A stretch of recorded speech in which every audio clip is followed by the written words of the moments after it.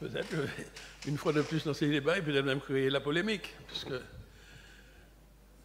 Alors, ce que l'on vote, ce n'est pas le rapport. Ce que l'on vote, c'est le nouveau règlement général d'attribution des subventions. Et c'est ce règlement-là qu'il faut regarder avec beaucoup d'efficacité. Et je dois avouer qu'il y a une disposition qui m'a choqué. Et d'ailleurs, je suis surpris que le CESEM n'ait pas relevé là, puisque au sein du CESEM, il y a les associations, il y a donc des représentants des associations, à côté des partenaires sociaux, donc des personnes susceptibles de solliciter des aides. Qu'est-ce qui nous a choqués? C'est aller à la page 4 du règlement, il y a une formulation qui est choquante, qui, à mon avis, qui convient de supprimer. Car c'est une porte ouverte à l'arbitraire, à la discrimination, voire au favoritisme. Il est écrit: la collectivité territoriale de Martinique n'a pas à justifier son refus. N'a pas à justifier son refus. Vous savez, il y a une expression dans la langue martiniquaise qui dit « oui, panipucci ». Ça veut dire, à contrario, que le refus doit être justifié et motivé. En général, en tout cas, c'était la pratique que nous avions lorsque nous étions en responsabilité. Lorsque nous disions non, nous disions pourquoi. Or là, ce qui nous est proposé, c'est qu'on autorise, comme la plupart de ces aides sont attribuées par le conseil exécutif, parce que j'ai vu qu'il y a une délégation que vous avez élargie, même pour des dossiers d'une certaine importance, vous avez donné délégation au conseil exécutif, que je rappelle, le conseil exécutif est monocolore, il n'y a qu'une seule tendance politique, et tout le monde s'aligne sur ce qu'a décidé le PCA.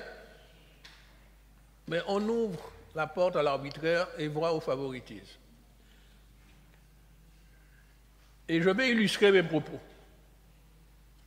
Je suis allé regarder sur le site de la collectivité, tous les citoyens peuvent le faire. Vous allez sur le site internet de la collectivité et vous prenez les actes administratifs et vous pouvez découvrir tous les arrêtés délibérés décidés au conseil exécutif. Et regardez ce qui a été délibéré sur les 2 derniers mois, octobre et novembre. J'ai découvert 38 refus qui sont notifiés dans les arrêtés délibérés. Rares sont ceux, il y en a, mais rares sont ces refus qui sont motivés et justifiés. Il y en a simplement, on dit, bon, la demande de telle association, mais de tel organisme est rejetée. On a trouvé 38. Sur les 38, il y en avait 27 qui relèvent du domaine social, soit des associations qui interviennent dans le domaine social, ou bien des personnes physiques qui demandent des aides à l'amélioration de l'habitat. On dit, votre demande est rejetée, sans d'autre explication.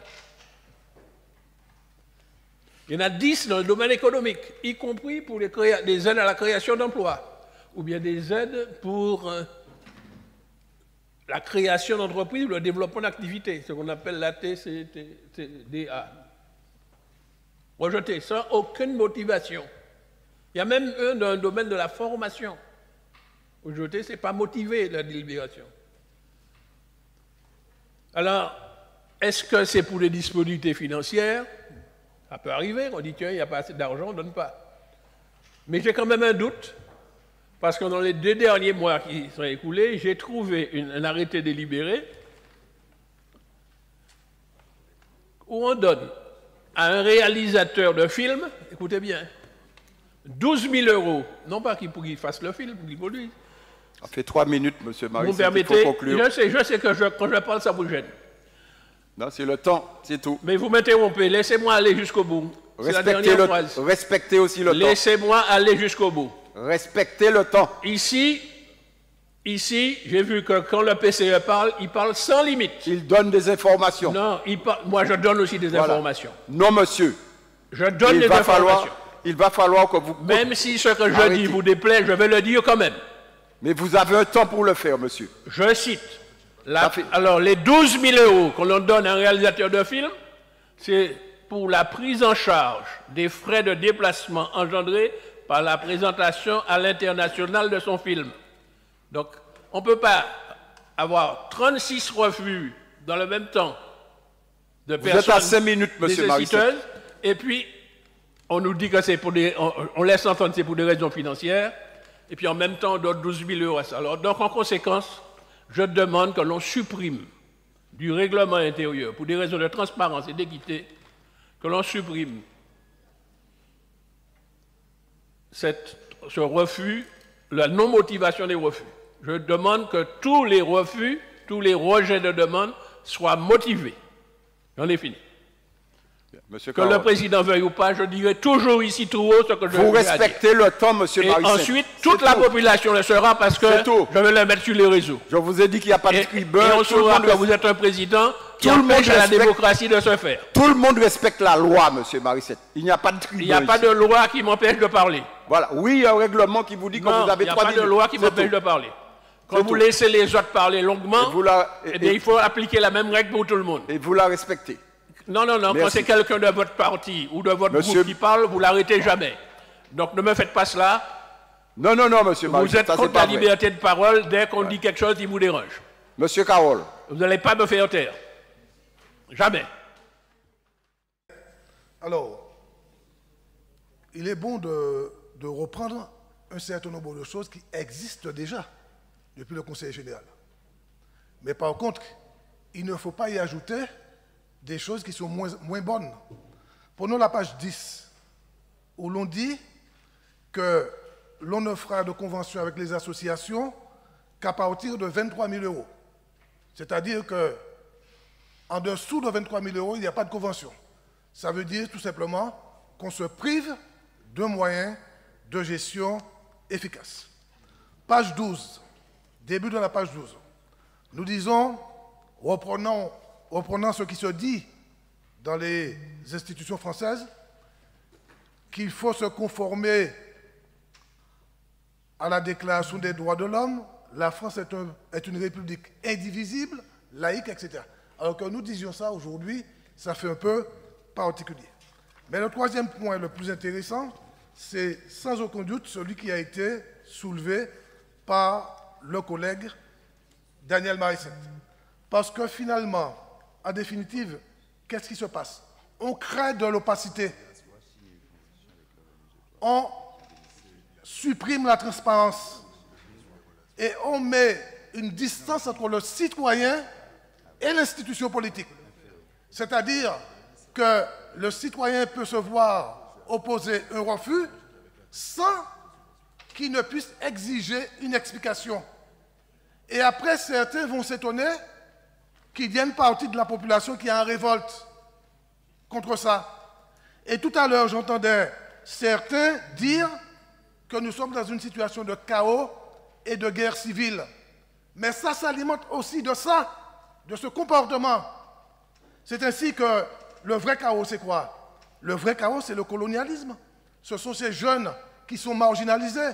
Ce sont des gens qui ne peuvent pas manger à leur faim. C'est ça le chaos colonial, structuré, organisé. C'est cela le chaos.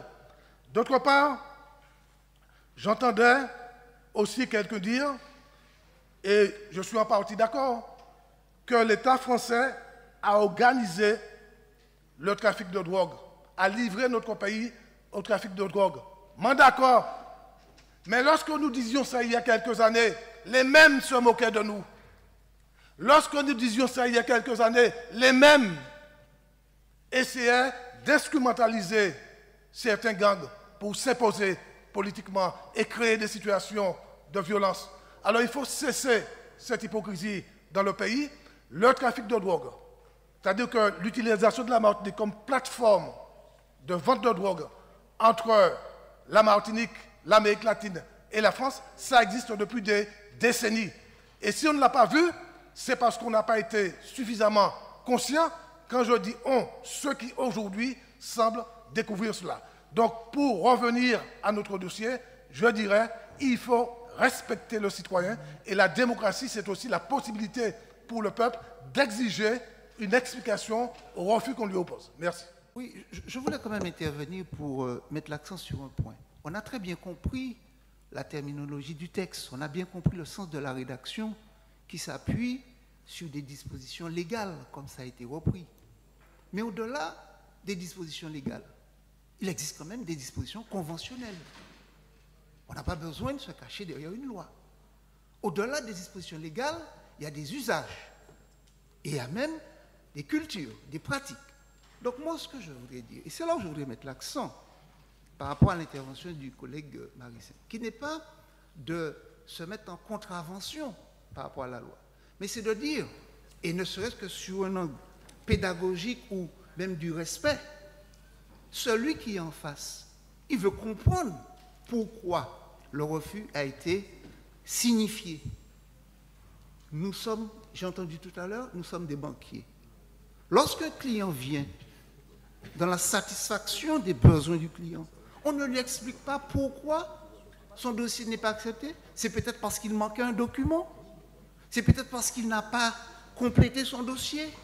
Donc, l'explication du refus permet à autrui de comprendre le refus et ne pas se mettre justement dans une position, je dirais, d'insatisfaction, de mécontentement et tout ce que ça pourrait entraîner. Par conséquent, je crois que rejeter systématiquement l'idée qui vient d'être faite, à mon avis, peut avoir aussi un caractère abusif. Je voulais simplement remettre pas le débat au centre, mais ne pas qu'on balaye d'un revers de main en disant la loi dit ça et c'est fini. Sinon, le vieil adage qui dit à la loi et l'esprit de la loi n'existerait pas. Voilà. Oui, merci.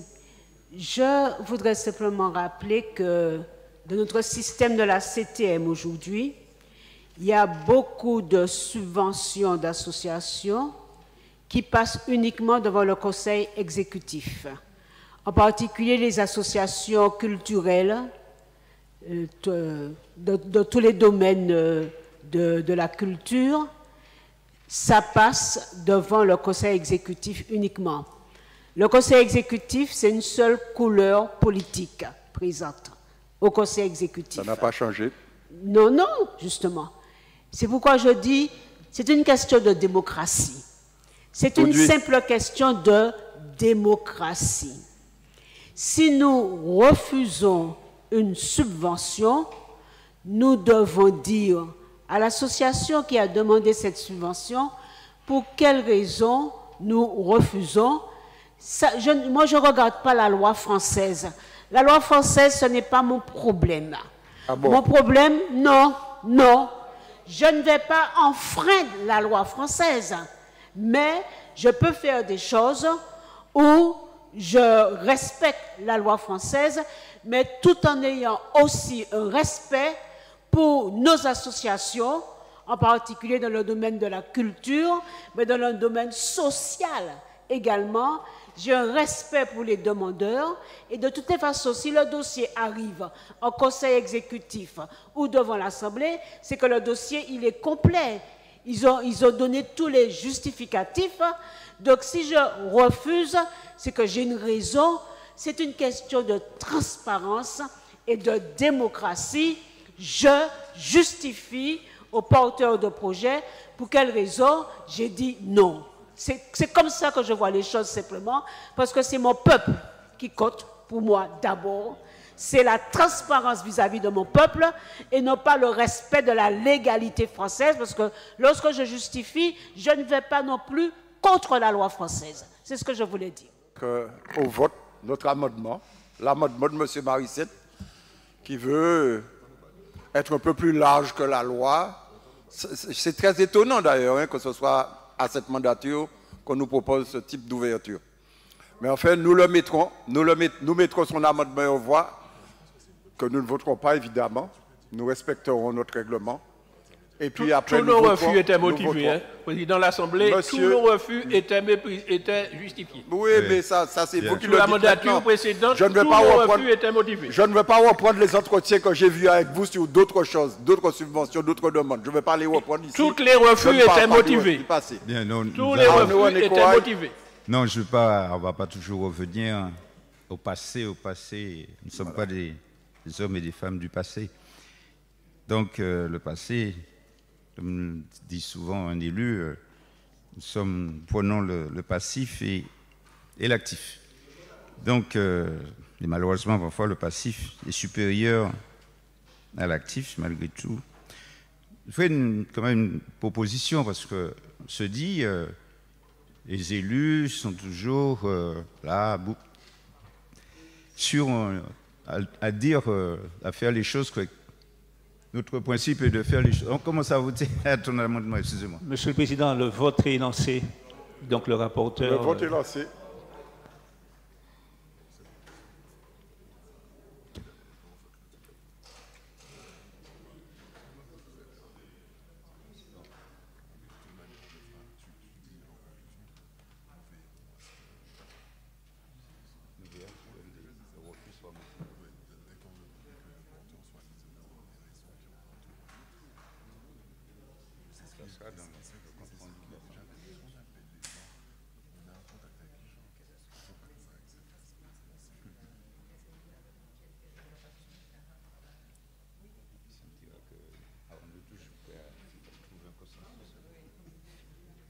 Ceux du FEAL, voilà.